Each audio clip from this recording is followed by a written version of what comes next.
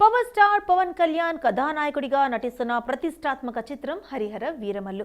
ప్రముఖ నిర్మాత ఏఎం రత్నం సమర్పణలో మెగా సూర్య ప్రొడక్షన్స్ పతాకంపై దయాకర్ రావు భారీ బడ్జెట్తో నిర్మిస్తున్న ఈ పీరియాడికల్ డ్రామాకు ఏఎం జ్యోతికృష్ణ, క్రిష్ జాగర్లముడి దర్శకులు.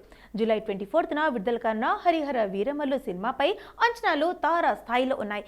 ఇప్పటికే విడుదలైన ప్రచార చిత్రాలు, పాటలకు విశేష స్పందన లభించింది. జూలై 3న ట్రైలర్ ఆవిష్కరణ జరిగింది. తాజాగా దర్శకుడు జ్యోతికృష్ణ మీడియాతో ముచ్చటిస్తూ పవన్ కళ్యాణ్ మునుపెన్నడూ కనిపించని విధంగా మొదటిసారి చారిత్రక యోధుడి పాత్రలో కనిపించబోతున్నారనేసి తెలియజేశారు.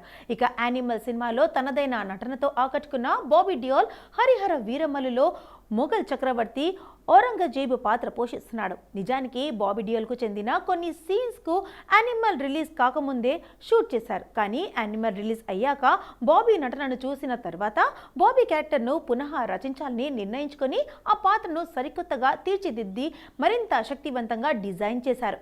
యానిమల్ చిత్రంలో బాబీ డియోల్ గారి నటన అద్భుతం. పాత్రకు సంభాషణలు లేకపోయినా హావభావాలు ద్వారానే భావోద్వేగాలను వ్యక్తపరిచిన ఆయన అసమాన ప్రతిభ ఆశ్చర్యపరిచింది. అందుకే మా సినిమాలో కూడా ఆయన పాత్ర కోణాన్ని మార్చి పూర్తిగా సరికొత్త రూపం ఇవ్వాలని నిర్ణయించుకున్నాను అని అన్నారు.